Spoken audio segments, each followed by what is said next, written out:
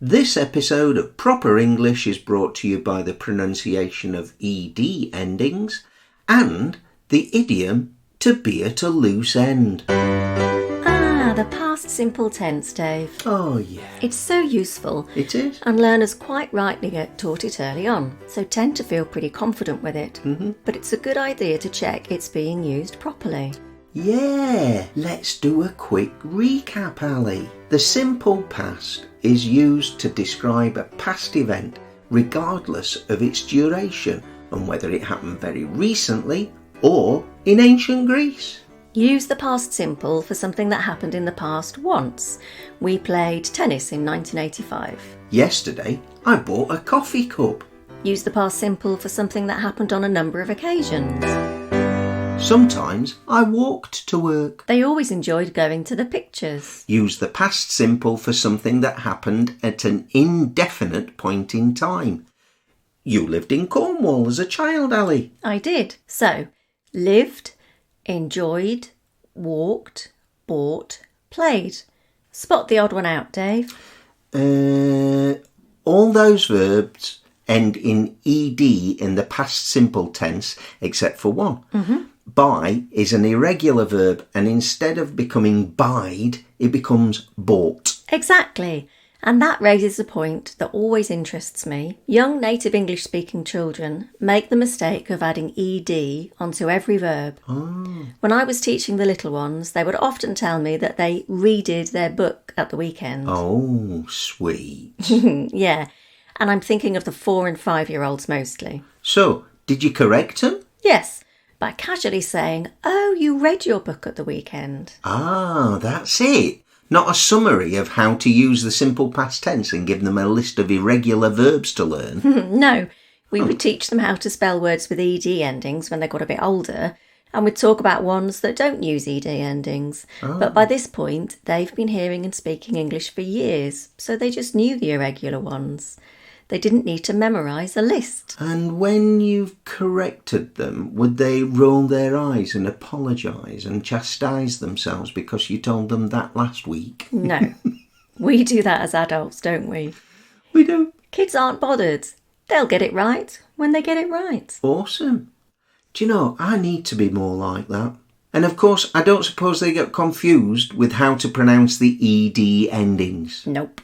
Because they've heard them over and over all their little lives before anyone expects them to write them down. Exactly. ED words. Right. Time to look at these ED pronunciations. They fall into 3 categories. T, d, and id. Let's look again at the 4 regular verbs we used in the introduction. Lived, enjoyed, walked, played. Now, walked stands out from the others. Walked. The end sounds like t. This is because the K at the end of walk is what's known as an unvoiced sound, and verbs in this group are pronounced with the t at the end. Walked, not walked. Hopped, not hopped. We could go into a detailed explanation of what unvoiced sounds are, and if you want us to, get in touch and we'll do it as an episode in the future. But today we're going to replace rules and lists with what sounds right. That's right. See, every learner is different, and knowing the rules can help you check if you're uncertain.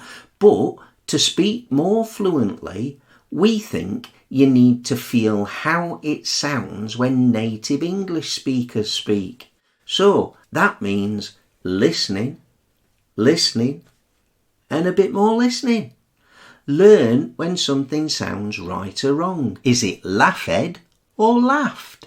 Or laughed or laughed. Whatever. Let's put these examples together correctly. Jasmine always hopped, never walked, and so all the mean kids laughed at her. Or they laughed at her. ED words. Okay, now for the d ending. Earlier we used lived, Not lived, enjoyed, not enjoyed, and played. not played. This group of words is made up of those ending in voiced sounds. Like v, or n. including vowel sounds. Yeah, note, it's the sound that you hear or say that's important, not the final letter that you read or write. OK, let's use some in a sentence. Yesterday, I listened again to the song you played me and I was moved by the singer's voice. Do you see? Cool. ED words. The final group is the id group. The only verbs in this list are ones ending in t or d. Wow, so quite a short list then, Dave. A logical conclusion, Ali, but incorrect. A huge number of English verbs end in t or d, so end becomes ended. Need becomes needed. Want becomes wanted. And avoid becomes avoided. Yep, let's hear them used in a sentence. Used or used? I think we'll go for used. Okay. Right, so examples. How about Nick needed his new shirt? He hunted through his wardrobe until eventually he shouted downstairs and his wife pointed out that he was already wearing it. Idiot. ED words. Now it's time for Idiom of the Week. Idiom of the week.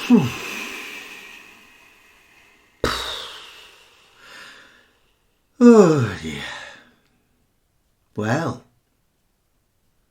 what shall we do now, Ali? Dunno, Dave. Seems like we're at a loose end.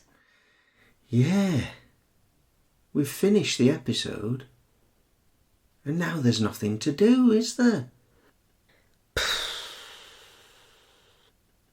Oh, I know. Why don't we tell the listeners about the idiom at a loose end? Genius idea, Dave. Always full of them. What does it mean to be at a loose end? Well, it means you haven't really got anything to do. Oh, that's straightforward, isn't it? Where does the saying come from? Well, I'm glad you asked, Ali. Imagine, if you will, a time when all ships had sails secured by ropes. Okay, yep, I'm imagining that. Well, any sailors who had nothing better to do would be ordered by the captain to check the ropes. And any that had loose ends, would need to be repaired or retied. Does it have anything to do with the expression tying up loose ends? Exactly. It may well do, yes.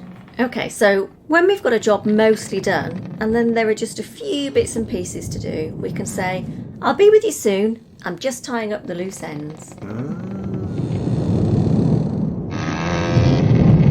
And here we are at the end of another episode of Proper English. Guess what? We hope you've had fun listening in on our conversation. As always, have you remembered that you can get our episodes on YouTube? You won't see our gorgeous faces. Nope. But you can get subtitles, which could be useful. But it would be great if they could see our gorgeous faces, wouldn't it? When they're gorgeous, not on the other days. And whether you're a new listener or a regular subscriber, why not get in touch with us? Seriously, why not? Why not get in touch with us? You can email us at properenglish All one word. at sapo.pt, or you can ask us questions on Instagram or Twitter or Facebook if you have them. And don't forget that every episode we've made is available out there, not just the latest ones. True. So you can listen to everything we've ever done as many times as you like. So, until next time, it's goodbye from me. And it's goodbye from me too. And thank you for listening to Proper English.